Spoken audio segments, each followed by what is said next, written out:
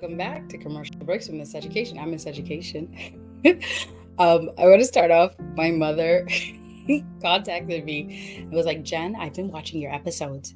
And she goes, there's this thing you do. You're always touching your face and your eyes. And I'm like, really? I don't even notice that I'm doing it. So I'm going to be more aware, Mom. I'm going to pay attention to what I do with my hands, and I'll try not to touch my eyes. Okay? Anyways, thanks for following along to those of you who been hanging there with me. Shout out to Miss Erica. I appreciate you. Oh, there I did again. I appreciate you, Erica. I just want to give you a shout out. Okay, so today, episode 27, I want to talk about this thing, this following the playbook. The reason why is because lately I've been finding myself having these conversations with a lot of women. And I know I've touched on it on earlier episodes, but I just, again, this is something that multiple conversations in the last week about this, following the playbook. And what is this playbook? I've been having conversations with women about dating men. And these are older women. And this applies to just, it doesn't matter how old you are, but especially women of color, Black women, there's something going on. We are, the most educated, yet we have the highest rate of singlehood, right? Whether we're single moms or just single women, without children, we definitely get the gold medal on being single. So what's the problem, right? And I know I think I brought this up in Pink Power or something, whatever episode that was. But what's going on? What are we not doing right? I know. Oh my goodness. Here you go, Jen, blaming the women again. It's not about blame, right? That's the thing. We need to change our mindset. It's not about blame. It's about putting a mirror in front and looking at ourselves and be like, yo, what is going on? Why is this not working? What do I need to do to change? Because guess what? Ladies, we're the common denominator. If every guy that we interact with leaves us, we're the common denominator. I don't know, just mathematically speaking, it can't be the guy because they're not all the same guys. They're all different guys. The only thing that's the same is us. So what's the problem? And so I just want to put this out here. I just want to challenge us as women, right? Media, the matrix has us believing that there's a certain way to date a man. There's a certain way to interact with a man. And we've fallen for this. We keep doing this. But if you look at the results, they're not in our favor, right? One of the things is, let's do this whole relationship. Nowadays, when people start off relationships or even engage in relationships, everyone's texting. Everyone texts. Grown-ass women texting men texting women all day. And I'm not saying there's no room or time or space for texting. Of course there is. If I'm in the middle of a meeting, I can't pick up the phone and call you. But if I'm driving home, one, I shouldn't be texting while I'm driving, but if I'm driving home, I have the opportunity to call you. If it's in the evening, I'm done doing whatever my chores are, my responsibilities, I can pick up the phone and we can have a conversation. But I find that we are doing a lot of texting. I have a 13-year-old who has a girlfriend, I guess, and they text. But I'm looking at him, I'm like, he's actually on the phone with her more than many grown women are on the phone with adult men. That's a shame. And good kudos on my son. I hope he gets it right. But we need to get away from that. If we are trying to build a relationship with someone, we need to have conversations, because the thing with text messages is that you can't hear my tone. You don't know what I'm thinking. And I could always delete or, backspace or whatever, delete my message and type it over again. So I could be mad at you and I want to cuss you out, right? And I want to tell you about yourself. And I start doing that. I'm texting, and then I delete it and then put something fluffy and send that to you. And you're receiving this, you being the man, you're receiving this as, oh, she sent me a fluffy text, when in actuality, she's pissed off. But you can't express that, right? That's not being expressed over text because you had the opportunity to edit your message, versus on the phone, right? If I say something, I can't delete my words. I could say I take it back, but it's already out there. He's already heard what I've had to say and he can hear my tone. So I can be like, I love you. I don't know if that sounds, like, no, I ain't mad at you. Like, why would I be mad at you? That sounds like you're mad at me, right? Even though I'm saying I'm not mad at you, your tone is telling me that you're upset, that you're still upset about whatever happened. So that's why, I highly recommend, ladies, we need to stick, we need to push this whole texting foolishness to the side. Text when you need to, but don't make that the crux, whatever. Don't make that the epitome. What is going on with my word said? Don't. It can't be your form of your your primary form of communication. Okay, it just can't be. We're better and we're bigger than that. We're better than that.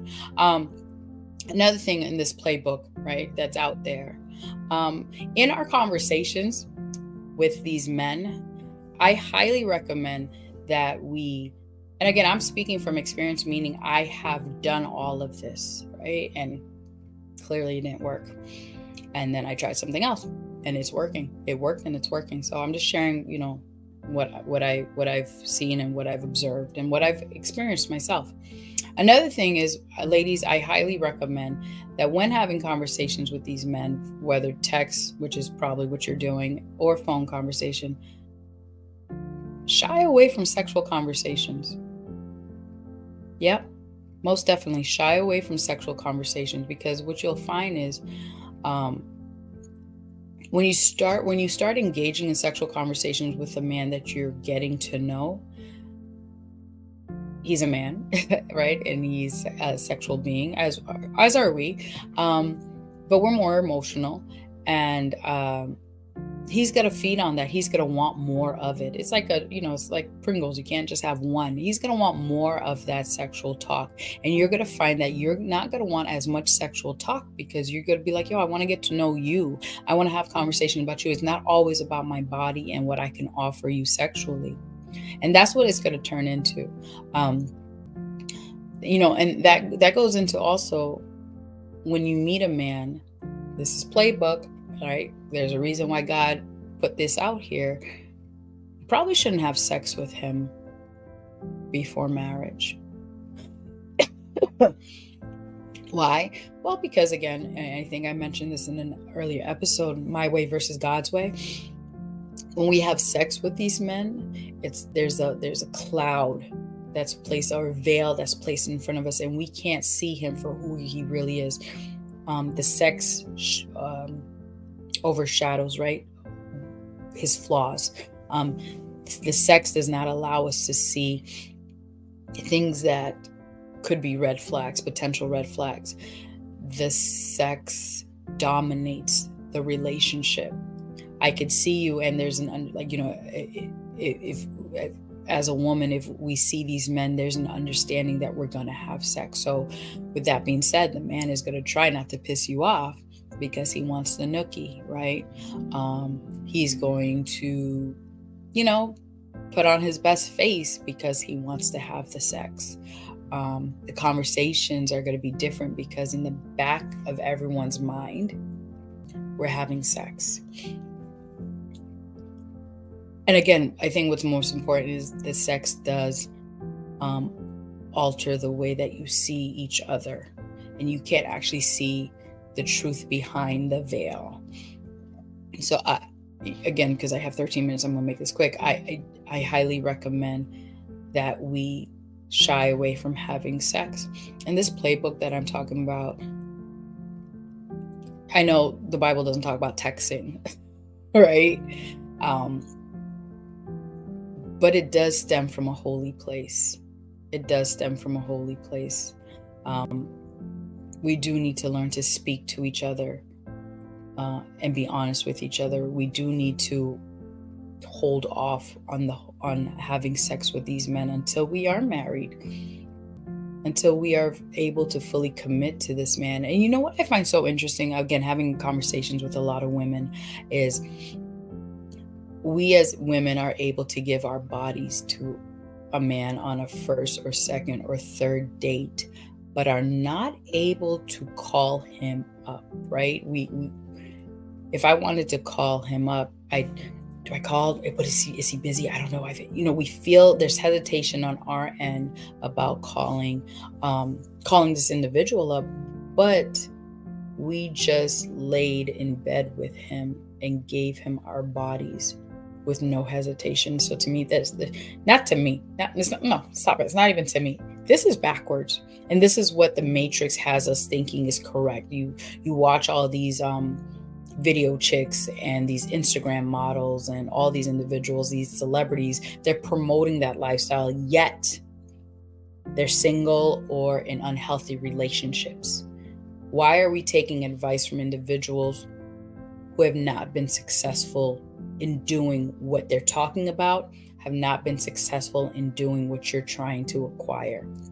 It makes no sense, right? If you absolutely hate my hair, then why would you come to me and ask me to be your hairdresser?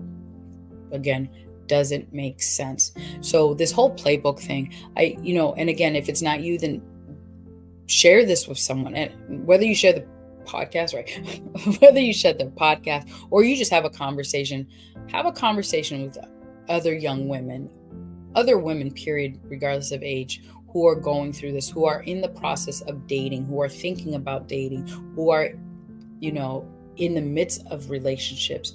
If you want to do something, if you want to get something different, right? And what I mean by different from what everyone else is having, the majority of us are single or are in bad relationships. Our media, right? The people that we follow are struggling in relationships. That is the majority. And if you want to be like the majority, then do what the majority is doing. Keep sexting all day long. Keep texting all day long. Avoid phone conversation, in-person conversation, Zoom conversation. Avoid those, right? Engage in premarital sex. Have all the sex in the world, right? Knowing that it will put a veil in front of you, which will not allow you to see this man for who he is, or to see the relationship for what it is, right? If that is what you want, if you want to be like the rest, if you want to be a statistic, then follow what they're doing, because you will be guaranteed statistic status. But if you want to do something different, if you want to be in a healthy, loving, God-fearing, long-lasting relationship, then do something different. Have conversations with with the man. Call him up. Speak honestly. Avoid the sexting, avoid sexual conversations as much as possible. Avoid having sex. I know this sounds so crazy, but the truth is, if